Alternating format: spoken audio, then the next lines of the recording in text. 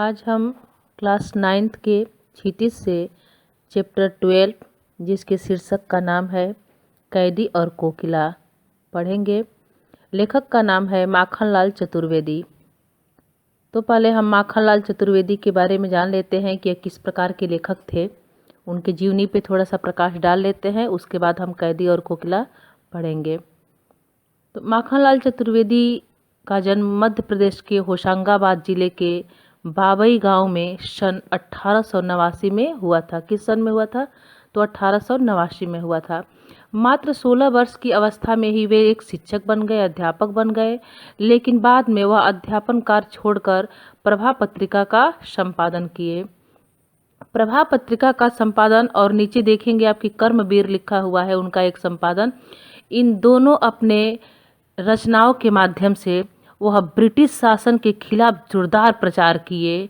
इनकी जो यह दो रचना है प्रभा और कर्मवीर, तो ब्रिटिश सरकार जो अंग्रेज सरकार थे जो हमारे देश पे शासन कर रहे थे, उनके खिलाफ अपनी इन दोनों रचनाओं के माध्यम से वह जोरदार प्रचार प्रसार किए थे और नई पीढ़ी को आह्वान भी किया था कि वो गुलामी की जंजीरों को तोड़कर बाहर निकले। वह अपने रचनाओं के माध्यम से समय समय पे ब्रिटिश सरकार के खिलाफ प्रचार करते रहे और लोगों को गुलामी की जंजीर तोड़कर बाहर आने के लिए प्रेरित भी करते थे। इसके लिए कई बार उन्हें अंग्रेजों का कोप भाजन भी बनना पड़ा। कोप भाजन का मतलब होता है कि उनके क्रोध का शिकार भी बनना पड़ा। 1943 में इन्हें हिंदी साहित्य का सबसे बड़ा पुरस्कार जो दीव पुरस्कार होता है, इनकी रचना नीचे आप देखेंगे कि हिम किरीटनी लिखा हुआ है।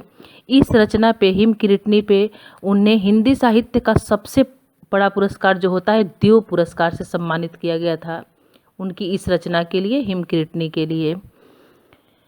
कैदी और कोकिला जो यह लिखे हैं उस समय के लिए लिखे हैं जब हमारा देश ब्रिटिश शासन के अधीन गुलामी के जंजीरों में जकड़ा हुआ था। वे खुद भी स्वतंत्रता सेनानी थे। यह जो हमारे लेखक है माखनलाल चतुर्वेदी, यह खुद स्वतंत्रता सेनानी थे। अध्यापन का कार्य छोड़ के और वह स्वतंत्रता सेनानी में आ गए थे, ऊपर ही बताया गया है। कई बार यह जेल भी गए हैं और यह जो कविता लिखे हैं कैदी और कोकिला, वह जेल के दौरान ही लिखे हैं। उस समय वह जेल में ही बंद थे और जेल में जाने के बाद स्वतंत्रता सेनानियों के साथ कितना ज़्यादा दुर्व्यवहार होता है, इसी सोच को समस्त जनता के सामने लाने के लिए उन्होंने इस कविता की रचना की थी जो अभी आगे हम पढ़ेंगे, कैदी और कोकिला। तो यह कविता वह कहाँ से लिखे थे? तो जेल से ही लिखे थे। क्यों लिखे थे कि जो स्वतंत्रता सेनानी जेल में जाते हैं, ब्रिटिश सरकार उनके साथ कितना ज़्यादा दुर्व्यवहार करता है, इस बात को वह बताने के लिए अपनी कविता के माध्यम से बताए हैं। जो भी ये कविता लिखे हैं वह कवि जेल में बंद स्वतंत्रता सेनानियों की मनोदशा का वर्णन किए हैं। उन्हें पद्म भूषण एवं साहित्य अकादमी पुरस्कार से भी सम्मानित किया गया है। उन्हें एक भारतीय आत्मा भी कहा जाता है। यह कोई साधारण लेखक नहीं थे, इन्हें भारतीय आत्मा भी कहा जाता है। इस उपनाम से उन्होंने कई कविताएं भी लिखी हैं। वे एक कवि कार्यकर्ता थे और स्वाधीनता आंदोलन के दौरान कई बार जेल गए।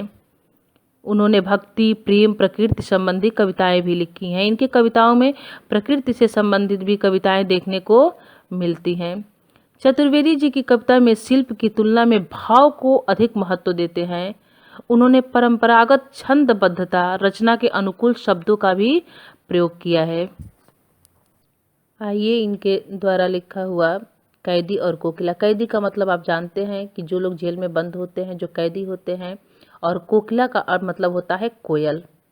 यानी यहाँ लेखक कैदी हैं और कोयल जो रात में जाके जेल के पास बोलती है, तो दोनों की मिला के कविता लिखे हैं कैदी और कोकिला।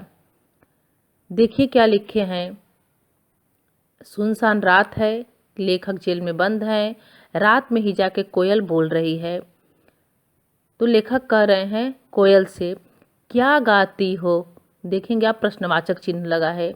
यानी जो कैदी हैं अर्थात लेखक, वह प्रश्न कर रहे हैं किससे? कोयल से। क्या गाती हो? क्यों रह रह जाती हो? कोकिल बोलो तो। क्या लाती हो? संदेशा किसका है? कोकिल बोलो तो। यानी लेखक कह रहे हैं कि क्या गाती हो, यानी तुम क्या गा रही हो, और क्यों रह जाती हो, और गाते गाते तुम क्यों रुक जाती हो। रह जाती हो मतलब तुम गाते गाते बीच बीच में क्यों रुक जाती हो। कोकिल बोलो तो, कोयल बताओ तुम यहाँ पे क्या गा रही हो, क्या लाती हो, संदेशा किसका है। कोकिल बोलो तो, कि क्या तुमसे कोई अपना संदेशा भेजा है, तुम आके और कैदियों को बताती हो अपने गाने के माध्यम से या अपने बोली के माध्यम से। कोयल बताओ कि तुम किसका संदेशा लेके आती हो, और इतने रात में तुम क्यों आके यहाँ पे बोल रही हो। फिर नीचे कह रहे हैं, ऊंची काली दीवारों के घेरे में। यहाँ लेखक जो है वह ब्रिटिश शासन जो था वह स्वतंत्रता सेनानियों पे या कैदियों को किस तरह से वहाँ पे रखता था और कितना अत्याचार करता था उसके बारे में बताने का प्रयास कर रहे हैं कोयल से। कि ऊंची काली दीवारों के घेरे में, डाकू चोरों बटमारों के डेरे में, जीने को नहीं देते भरपेट खाना, मरने भी नहीं देते तड़प रह जाना। जीवन पर अब दिन रात कड़ा पहरा है, शासन है या तम का प्रभाव गहरा है। हिमकर निराश कर चला रात भी काली, इस समय कालिमा मई जगी क्यों आली। लेखक क्या कह रहे हैं कि कैदियों को कैसे रखा जाता है, वह कोयल से बता रहे हैं कि ऊंची काली दीवारों के घेरे में, ऐसा वहाँ घर होता है जो काफ़ी ऊंचा पे होता है और वह काला होता है, यानी कि अंधकार होता है, वहाँ अंधेरा होता है। ऐसे जगहों पे कैदियों को रखा जाता है। और यहाँ किसका डेरा है, तो डाकुओं का, चोरों का और बटमारों का, यानी जो रास्तों के लुटेरे होते हैं, कि ऐसे डेरे में हम लोगों को रखा गया है। फिर क्या कर रहे हैं कि जो ब्रिटिश सरकार है वह जीने को देते नहीं भरपेट खाना, यानी कि भरपेट खाना भी, भोजन भी नहीं मिलता है यहाँ जेल में, और मरने भी नहीं देते तड़प कर रह जाना, यानी कि वह तड़पा तड़पा कर मारना चाहते हैं। थोड़ा बहुत खाना देते हैं जिससे कि कैदी जीवित रहे और तड़पता रहे। ब्रिटिश सरकार जो था वह यहाँ के स्वतंत्रता सेनानियों को तड़पा तड़पा कर मारना चाहता था, यानी उतना ही खाना देता था जितना से कैदी जीवित रह सके, ना ही वह मरे और ना ही जी पाए। फिर नीचे कह रहे हैं कि शासन है या तम का प्रभाव गहरा है। यह ब्रिटिश सरकार का शासन है जो हम लोगों पे कर रहा है, फिर यह तम यानी रात, अंधकार का प्रभाव है, कुछ समझ में नहीं आ रहा है। लेखक यहाँ अपनी कष्ट को, अपनी करुणा को कोयल के साथ साझा कर रहे हैं अपनी कविता के माध्यम से, कि यह ब्रिटिश सरकार का शासन है या फिर रात का, अंधकार का प्रभाव है जो गहरा है, समझ में नहीं आ रहा है। फिर कह रहे हिमकर निराश कर चला रात भी काली, यानी कि अमावस्या का रात है, काली रात है। हिमकर मतलब होता है चंद्रमा। तो कह रहे हैं लेखक कि चंद्रमा भी निराश होकर चला गया है, रात बिल्कुल काली हो गई है, क्योंकि जब चंद्रमा दिखाई देता है आकाश में तो रात हमारी पूरी तरह से काली नहीं होती है। जब चंद्रमा नहीं दिखाई देता है तो हमारी रात बिल्कुल काली होती है।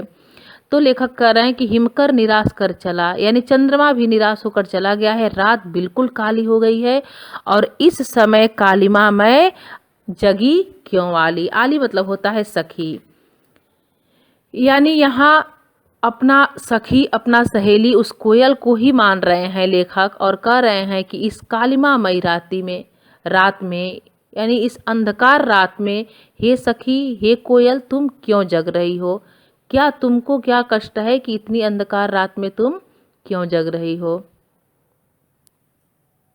फिर देखिए क्या कर रहे हैं नीचे, क्यों हूक पड़ी वेदना बूझ वाली सी, कोकिल बोलो तो क्या लोटा। हुक मतलब होता है पीड़ा या कष्ट। तो लेखक अब कोयल से पूछ रहे हैं कि तुम्हें क्या कष्ट है, क्या पीड़ा है, जो कि तुम वेदना बूझ वाली सी, वेदना मतलब भी कष्ट होता है, कि तुम्हारी यह जो आवाज़ है उसमें इतना पीड़ा है, कष्ट है, वेदना है, आखिर तुम्हें क्या कष्ट है, कोकिल बोलो तो क्या लूटा। इसके आगे पैराग्राफ में मिलेगा आपको। पूछ रहे हैं लेखक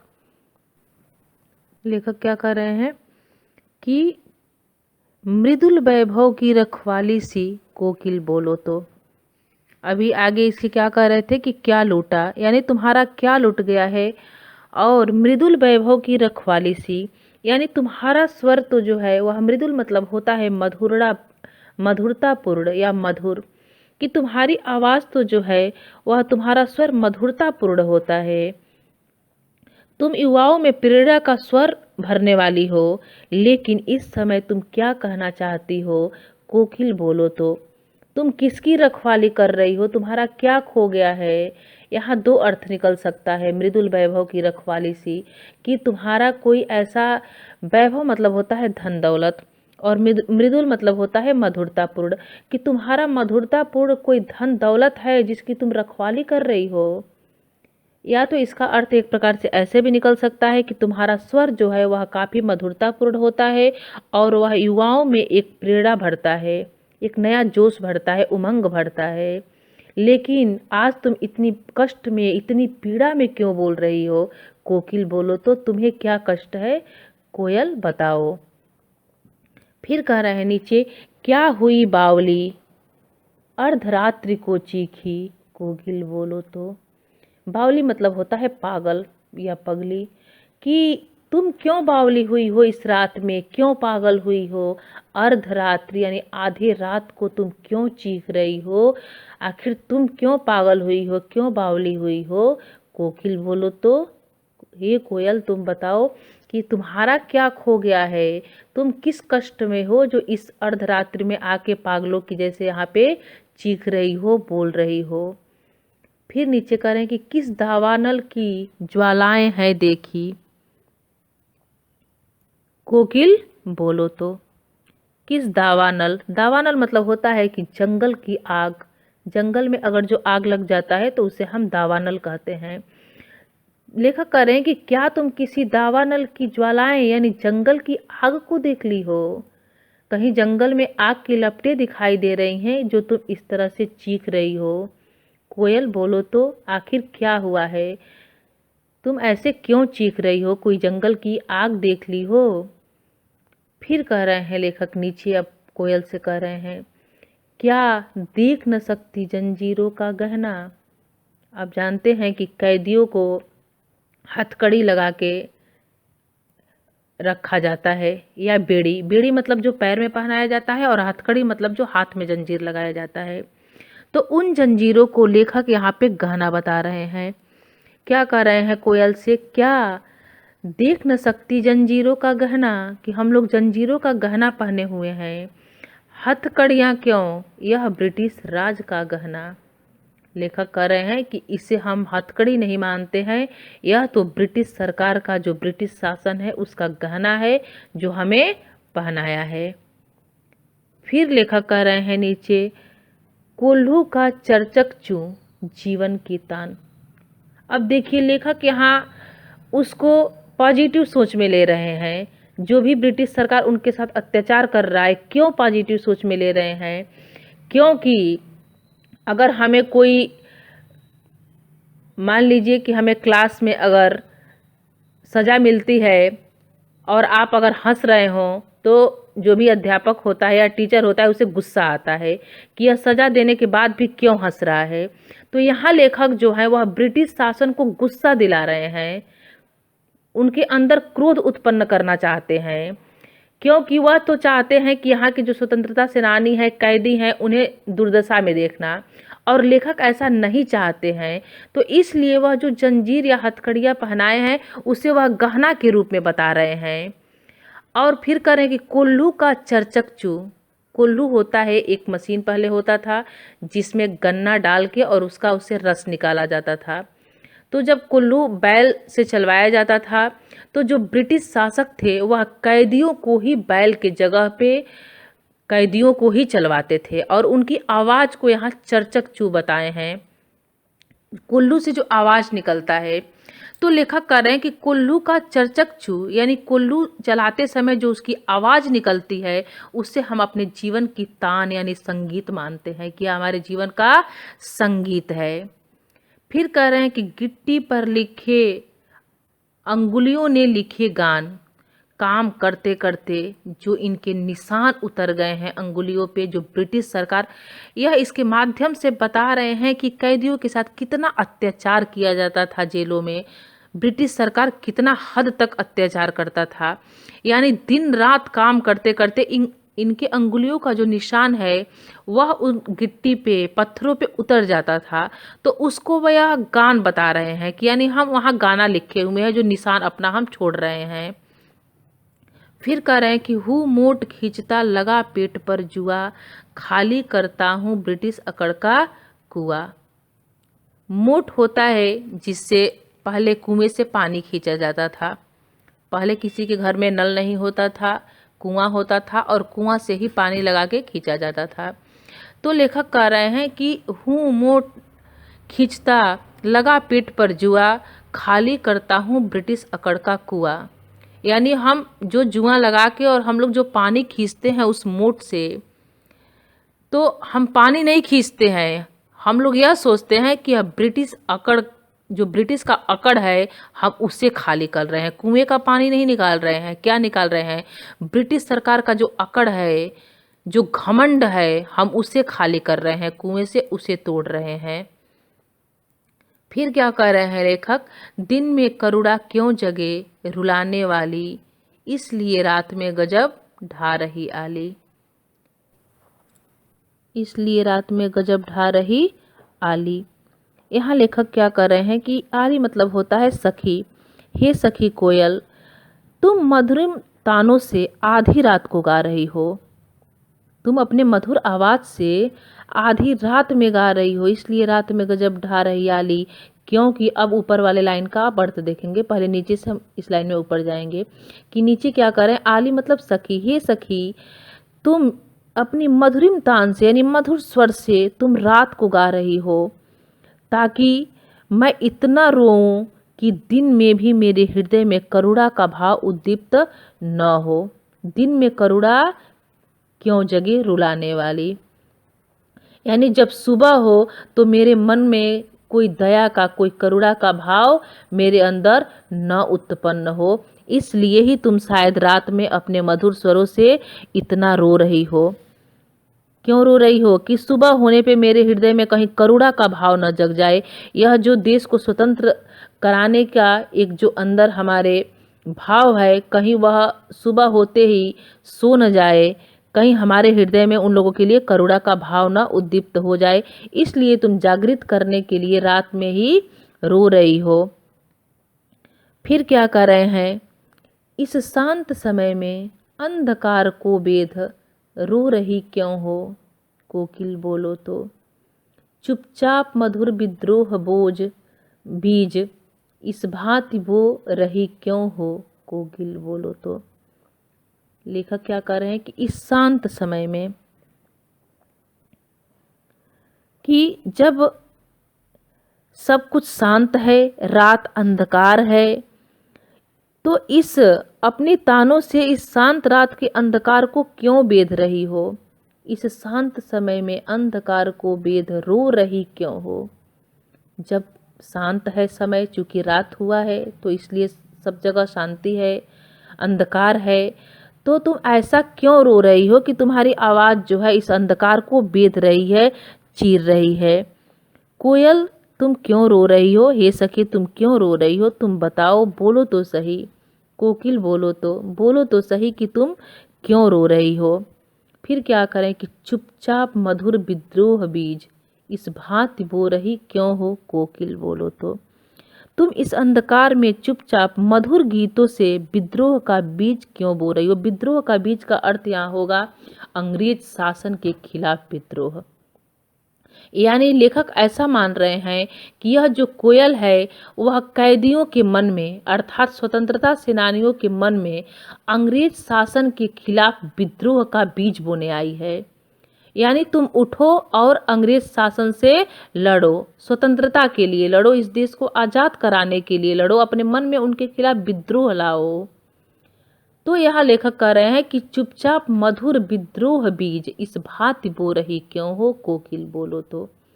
कि तुम यहाँ जो कैदी हैं उनके मन में विद्रोह का बीज बो रही हो। किसके खिलाफ?